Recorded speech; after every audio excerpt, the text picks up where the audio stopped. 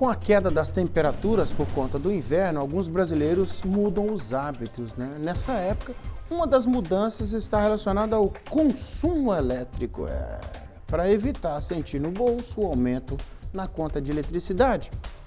Júlia Cavaleiro e José Luiz Ramos, esse José Luiz Ramos é um pão duro, né? Eles conversaram com o engenheiro da CEMIG e vão dar dica de economia para a gente aqui. A reportagem está aqui, pode balançar.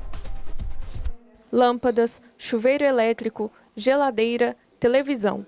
No inverno, os gastos com eletrodomésticos podem aumentar e, junto, a conta de energia elétrica também fica mais cara. Nico, a gente veio até aqui no apartamento da empresária Tatiana Leite para a gente receber algumas dicas de como economizar no frio. A gente está aqui com o engenheiro da CEMIG, o Jander Gonçalves, só que antes de passar para o especialista, a gente vai conversar com a Tatiana para saber, Tatiana, o que você faz geralmente no frio para conseguir economizar um pouquinho de eletricidade. Antes de tudo, né, muito obrigada por receber a gente aqui no seu apartamento. Bom dia. Tiramos os equipamentos das tomadas, ficamos menos tempo no banho quente, ar-condicionado nessa época a gente não costuma utilizá-lo. Legal, isso é bem o básico, né, para a gente conseguir economizar. Agora a gente vai conversar com o Jander para a gente receber algumas dicas mais técnicas, tanto para o telespectador quanto para a Tatiana.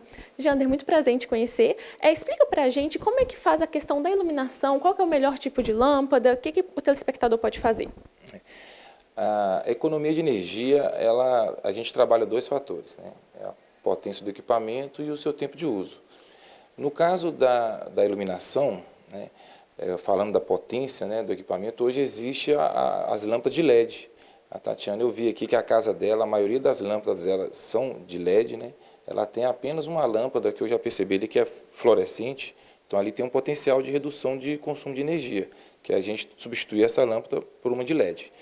E sobre a questão do hábito, né, de consumo, né, para também ajudar na redução, a Tatiane falou muito bem aqui, ela já conhece algumas questões, como reduzir. Falando diretamente da iluminação, a gente orienta, né, usar mais a iluminação, né, natural, né, o máximo que possível. E sempre quando você acender uma luz, uma lâmpada, né, quando sair daquele ambiente, apagar essa energia, essa lâmpada. São questões pequenas, né, são hábitos curtos, pequenos, simples, que nos ajudam aí na economia de energia. E na questão dos eletrodomésticos, qual que é a melhor dica, principalmente nessa parte da aquisição, né, o primeiro passo? Isso, falando diretamente na hora da compra, né, que a gente já começa a economizar ali. Buscar comprar equipamento com selo Inmetro, selo A, selo do Procel, de economia de energia, são equipamentos mais eficientes, né? Percebi também que a Tatiana já tem uma geladeira ali com selo A, são equipamentos comprovadamente mais eficientes. Em relação justamente a esses eletrodomésticos, tem alguma dica de uso? Qual que é a melhor forma de poder estar usando eles? Comprando um equipamento mais eficiente, o outro passo é usar com sabedoria, né? Utilizando apenas quando for necessário. Então, no caso da geladeira, evitar abrir a geladeira sem necessidade. A gente passa ali, já olha a geladeira, já abre, né? Abre e fecha. Então, assim, utilizar a geladeira, abrir, né, apenas quando for necessário. Assim, a geladeira, a questão do chuveiro também. Tomar banho, buscar tomar banhos apenas o suficiente, banhos curtos, né? Aí no inverno a gente não tem jeito, acaba colocando ele na maior potência, então assim, evitar banhos demorados, né? E o ar-condicionado também, ele tem um consumo muito elevado. Então, usar apenas quando for necessário, diminuir o tempo de uso.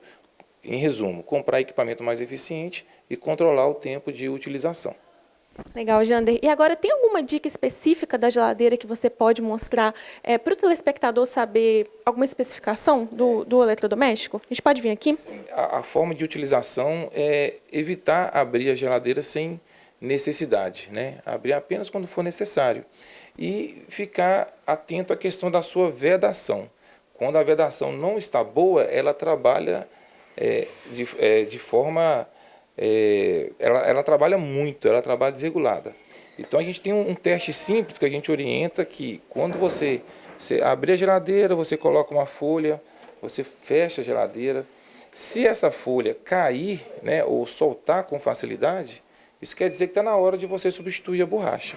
Nesse caso dela aqui, está vedando bem, a geladeira que está trabalhando de acordo, né, com que ela foi projetada. Na borracha do congelador é a mesma coisa também, né? Mesma coisa, o teste é simples. Colocou a folha, ela saiu com facilidade, está na hora de substituir a borracha. Perfeito, Jander, muito obrigado.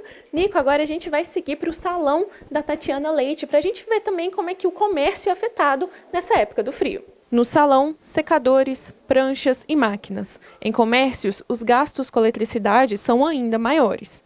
Nico, a gente está aqui agora no salão da Tati. De cara, a gente consegue perceber que tem mais gasto de energia do que uma residência, do que um apartamento. A Tati vai explicar para a gente aqui como é que funciona um pouquinho do gasto de energia aqui dentro do salão.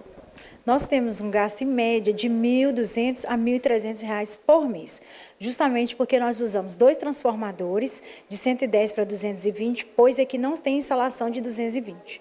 E durante o inverno, você tenta fazer alguma coisa para diminuir esse gasto? Normalmente a gente tenta diminuir o ar-condicionado, mas infelizmente a gente não consegue muito devido aos secadores que é muito utilizados.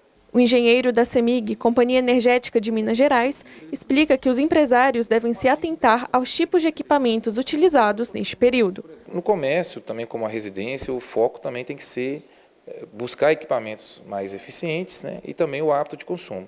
Eu vi aqui no salão, né, tem secadores de cabelo, tem a questão da iluminação, ar-condicionado, e é trabalhar para que, na hora de comprar esses equipamentos, comprar os equipamentos que vai atender ao salão, que vai dar o conforto ao cliente, mas também que sejam equipamentos eficientes também. Para garantir a segurança dos funcionários e dos clientes, as instalações elétricas não podem ser tão antigas, como esclarece o engenheiro. É importante verificar a instalação, até por questão de segurança, né? Segurança do local, segurança dos clientes. Especificamente aqui no salão, onde utiliza muitos equipamentos muito potentes, né, equipamentos que consomem muita energia, é fundamental a instalação elétrica estar de acordo com as normas, com os condutores novos e com disjuntores, com a proteção devida para que a instalação não ocorra um acidente, não ocorra um incêndio e também para que os clientes também não sofram algum choque elétrico. Para economizar no frio, o ar-condicionado pode ser uma peça coringa para os estabelecimentos. No frio, a gente tem essa possibilidade de controlar mais o ar-condicionado, né?